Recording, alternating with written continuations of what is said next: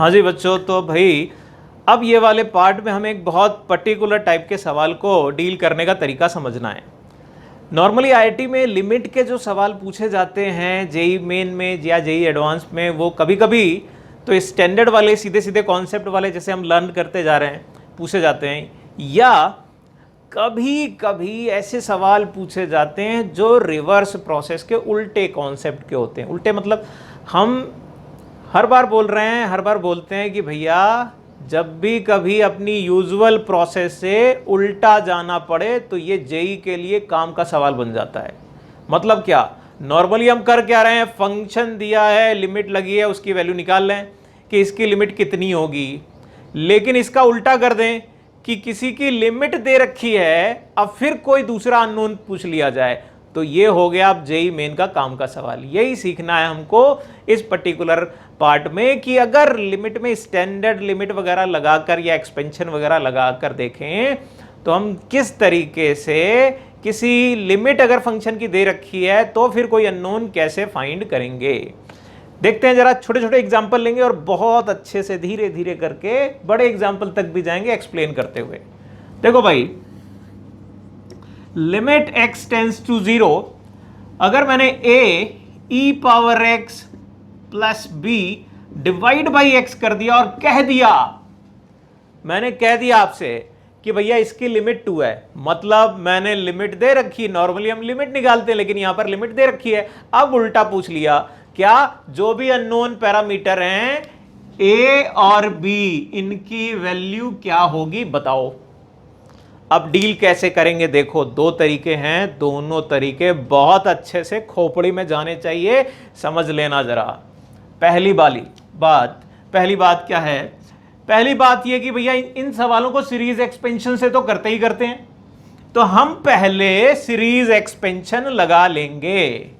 Limit x tends to 0 a e power x का series expansion मैंने बताया था, हर एक पावर आ जाएगी और नीचे उनके फैक्टोरियल पावर वाले मिलते जाएंगे, plus b divide by x। अब दूसरा स्टेप ये करना चाहिए कि हमको एक ऑर्डर में इंक्रीजिंग x की पावर में लिख लेना चाहिए। तो लिख लिया भैया a प्लस b, पहला x के साथ a आया, फिर a x square divide by 2 आया, एंड आगे ऐसे ही आता जाएगा। इतना लिखना और फिर अब इसकी एनालिसिस करना है। जरा देखो, अब दिमाग चलाओ भैया, खोपड़ी चलाने की जरूरत, क्या जरूरत, कि अगर इस पूरे की लिमिट एग्जिस्ट कर रही है और डिनोमिनेटर में 0 है और एक टर्म कांस्टेंट आ रहा है, अब खोपड़ी चलाओ।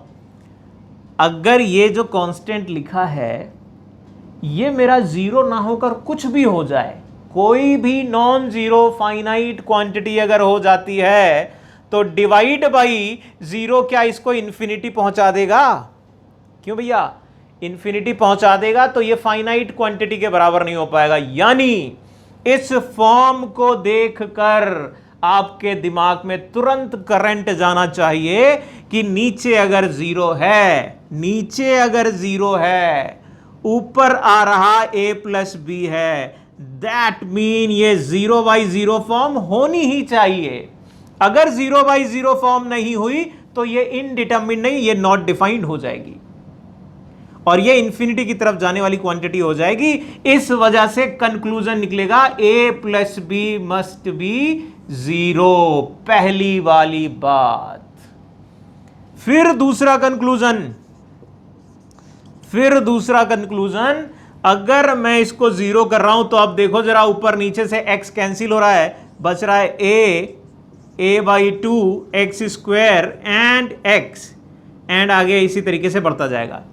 और अब लिमिट अगर लगा दो तो इसकी वैल्यू आ जाती है कितनी, 2। तो ये आएगा a is equal to 2। a 2 हो गया तो b अपने आप आ गया -2। बोलो जी, बात समझ में आई कि नहीं?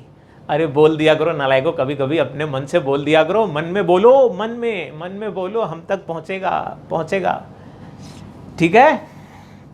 तो भैया ये एक प्रोसीजर, दूसरे प्रोसीजर पे भी जाना बड़ा जरूरी है, क्योंकि सवाल जरूरी है। अगर आईआईटी के टेस्ट का सवाल है तो हमें तो उसकी बिल्कुल खाल निकाल देनी है ताकि बिल्कुल अच्छे से खोपड़ी में चला जाए। तो देखो भाई, दूसरी बात यह कि हम जब सीरीज एक्सपेंशन लगा रहे हैं तो इसी तरीके से हम कह सकते हैं कि भैया एल हॉस्पिटल भी लगा लो। लेकिन एल हॉस्पिटल लगाने से पहले आपको यह चेक करना होता है इसकी फॉर्म कौन सी है। अब बताओ, नीचे आया 0, बिना यह काम करे मैंने सीधे चेक किया, नीचे आया 0 और ऊपर आ रहा है a+b। फिर से लॉजिक वही जो यहां पर जाकर लग रहा था कि नीचे 0 ऊपर a+b। अब अगर ऊपर 0 नहीं हुआ तो मान लो ऊपर 3 था, 3/0, ये तो इंफिनिटी चला गया।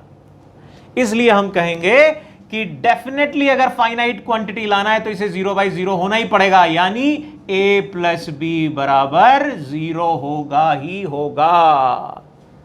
फिर अगली बात, जब मेरे को कंफर्म हो गया ये 0/0 है तो अब क्या करना चाहिए? लगा दो लॉपिटल। लगा दिया लॉपिटल भैया। देखो, a(e⁻x) डिवाइड बाई 1, और अब अगर इसकी लिमिट अप्लाई करोगे तो आएगा a जो कि 2 के बराबर था, तो वैल्यू आ गई 2 और b की वैल्यू आ गई -2। बोलो जी, बात समझ में आई क्या? अभी किसी को लग रहा होगा अरे ये तो बड़ा आसान लग रहा है, इसी से करो, इससे क्यों कर रहे हैं सीरीज एक्सपेंशन? हाँ, कई जगह, बहुत सारी जगह अपना एल हॉस्पिटल लगाना आसान होता है और कई जगह नहीं भी होता है, लेकिन हमको दोनों तरीके जानने हैं।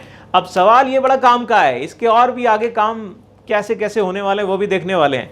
ठीक है भाई, मेरे ख्याल से बात समझ में आई होगी। अगला वाला सवाल लेते हैं। अब अपना दिमाग लगाइएगा और ये वाला सवाल करिएगा। जाओ भैया, दूसरे को भेजो। देखो जी, अब 1 मिनट के लिए वीडियो रोको और जरा इसको सॉल्व करके बताओ मेरे को होता है क्या।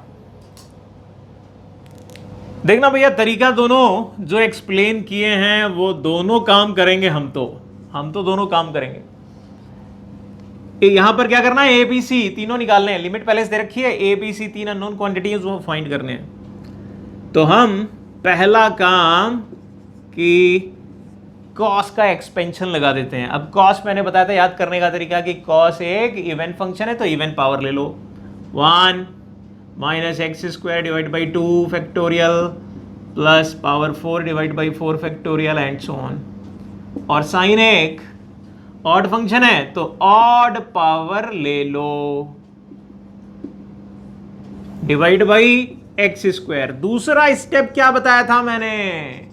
दूसरा स्टेप बताया था जितनी भी ये बिखरे एक्सप्रेशन थे इनको एक साथ कलेक्ट करके एक इंक्रीजिंग पावर की सीरीज बना लो। तो पहले a आया, b आया, a b कांस्टेंट आया और x आ रहा है c के साथ। देख लो भैया, x² भी आ रहा है। x² के साथ कितना आ रहा है? x² के साथ माइनस का b/2 आ रहा है, b/2 आ रहा है। और x³ भी आ रहा है, वो भी देख लो भैया कितना आ रहा है। हालांकि बहुत ज्यादा जरूरत नहीं पड़ेगी, वो आ रहा था -c। अब आगे कुछ ना देखो, अब एनालिसिस कर लो। यहां पर खटाखट एनालिसिस कर लो। x की इंक्रीजिंग पावर, नीचे 0 ऊपर आया, नीचे तो 0 है, ऊपर आ रहा है a+b। फिर वही बात, नीचे 0 है, ऊपर नॉन 0 होगा तो गड़बड़ है, a+b को तो पहले 0 होना ही पड़ेगा। एक कंक्लूजन। दूसरी बात, दूसरा कंक्लूजन भी बड़ा जरूरी है। अगर इसको हटा भी दोगे तब भी एक x कैंसिल होने के बाद नीचे एक x बचा रह जाएगा और c/x आएगा, फिर यानी c/0 आएगा। फिर से आप यही कहोगे भैया अगर c/0 आया तब भी आप कहोगे तो c को भी 0। दो कंडीशन आ गई। जब ये भी गायब हो गया, ये भी मोटा ये समझो, अगर नीचे x² है तो बेटा ऊपर भी सबसे छोटी वाली पावर स्क्वायर ही होनी चाहिए। उससे छोटी अगर कोई पावर है तो उनको 0 करना पड़ेगा। ये मजबूरी हो गई अपनी, नहीं तो फिर लिमिट फाइनाइट नहीं हो पाएगी। फिर अगली बात, अगर आप डिवाइड करोगे तो क्या बचेगा? -b/2a। यही है हमारी लिमिट, यानी b की वैल्यू आ गई -4a। ए की वैल्यू आ जाएगी 4 और सी की वैल्यू तो आपने पहले ही फाइंड कर ली है। तीनों क्वांटिटीज मिल गई। यही अप्रोच लेंगे फिर से, लेकिन अब लॉपिटल लगा दो। देखो भैया, एल हॉस्पिटल क्या कहता है? कहता है कि नीचे अगर 0 है तो ऊपर रखो, ये 0 हो जाएगा, ये a प्लस बी बचेगा, a प्लस बी, तो ये मस्ट बी 0/0 फॉर्म। तो इसलिए मैंने इसको कर दिया 0। फिर ले लिया डेरिवेटिव ऊपर नीचे का। अब मैंने ऊपर नीचे का डेरिवेटिव ले लिया। देखना बेटा, ऊपर का आएगा derivative minus B sine X plus C cos X, नीचे क्या आ गया 2x। देख लो भाई, इतना ही आने वाला है। अब फिर से यही काम करो कि भाई डेरिवेटिव लेने के बाद अब क्या बच रहा है, किस तरीके की फॉर्म आ रही है। तो देखा नीचे 0 आ रहा था और ऊपर क्या आ रहा था c। फिर क्या कहोगे, ये बात तो पॉसिबल ही नहीं। फिर वही बोलोगे 0/0 फॉर्म होना चाहिए, यानी कहोगे c 0 होना चाहिए। दूसरी कंडीशन आ गई। फिर 0/0 फॉर्म अगर आपने नोटिस कर ली तो कहोगे कि भैया अब ये फिर से एल हॉस्पिटल लगाएंगे, minus B cos x minus C sine x divide by 2। और अब लिमिट लगाओ, नीचे आ रहा है 2, ऊपर आ रहा है माइनस बी, जो कि हमारी गिवन लिमिट के बराबर हो जाएगा। वही 3 कंडीशन आई जो यहां पर आ रही थी। मेरे ख्याल से दोनों मेथड बहुत तेजी से खोपड़ी में चले गए होंगे। अगर चले गए हैं तो अगला वाला सवाल बताओ जरा करके। लाओ भैया दूसरा सवाल। देखो जी, अब ये वाले सवाल को देखो क्या हो रहा है यहाँ पर। e पावर x है, एक जब माइनस एक्स भी है, की पावर cos भी है, tan भी है, तो क्या करना चाहिए?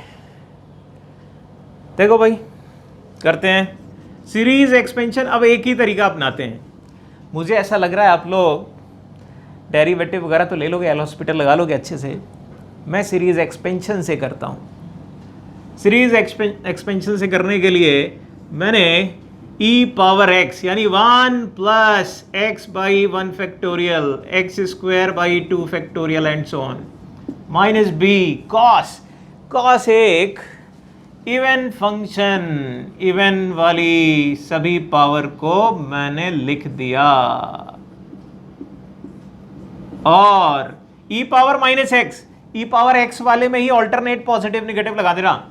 1 minus x by 1 factorial x square by 2 factorial and so on divide by. अब अच्छा यहां पर देखो ध्यान से, अब नीचे tan लिखा है, tan का भी एक्सपेंशन मत कर देना कि tan का भी एक्सपेंशन कर रहे हैं। थोड़ी सी अकल लगा लेना भैया। tan को तो कोने कर सकते हो, कोने कर दिया, कोने। देख लो भाई, tan का निपटारा हो गया। अब अच्छा, ये जो काम कर देते हैं ना, ये काम हम कब कर सकते हैं? जो फंडामेंटल थ्योरम्स ऑफ लिमिट बताई थी मैंने, कि जब लिमिट डिस्ट्रीब्यूट होने की स्थिति में हो, जब इंडिविजुअल अलग अलग लिमिट एग्जिस्ट कर रही होगी, केवल तभी ये काम किया जा सकता है। तो फिर अब फिर भाई अगला काम क्या? मैंने ऊपर कलेक्ट किया a माइनस बी प्लस सी और कांस्टेंट यहां पर x आ रहा था, एक जगह और भी आ रहा है। तो जरा देखो, a माइनस सी एक्स आ गया, और एक और चाहिए होगा हमको। एक्स स्क्वायर के साथ क्या आ रहा है? एक्स स्क्वायर के साथ a/2 यहां पर आया, यहां पर b/2 आया, और वहां पर आया हमारा c/2। चेक कर लो भाई, और भी आगे आएंगे। छोड़ दो छोड़ दो छोड़ दो छोड़ दो। और ये तो वन था। जरा देखना, अब क्या कहोगे? नीचे अगर एक्स स्क्वायर है तो ऊपर हमारी एक्स स्क्वायर से छोटी कोई पावर नहीं हो पाएगी, ये 0। फिर x के साथ जो कोफिशिएंट था a माइनस सी, ये भी 0।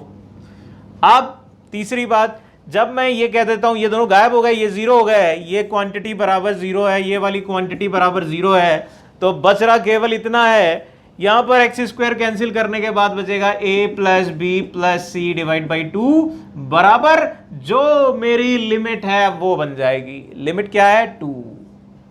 तो ये 3 रिलेशन आ जाएंगे। इन 3 रिलेशन को मेरे ख्याल से आप सॉल्व कर सकते हैं, सॉल्व कर लेना। आगे मैं सॉल्व करके नहीं दिखाने वाला आपको, ये आप खुद करो, इतना काम तो कर ही सकते हो, इतने बड़े हो गए हो। तरीका मेरे ख्याल से समझ में आया होगा आप लोगों को किस तरीके से यहां पर कहानी हो रही है। अब हम अगले वाले पार्ट में, अभी सीरीज एक्सपेंशन में ही बाइनोमियल एक्सपेंशन की यानी इंडेक्स वाला एक्सपेंशन के भी सवाल पेचे में फंसते हैं, उनको देखना है, वो अगले वाले में देखो जाकर, जरा जाओ।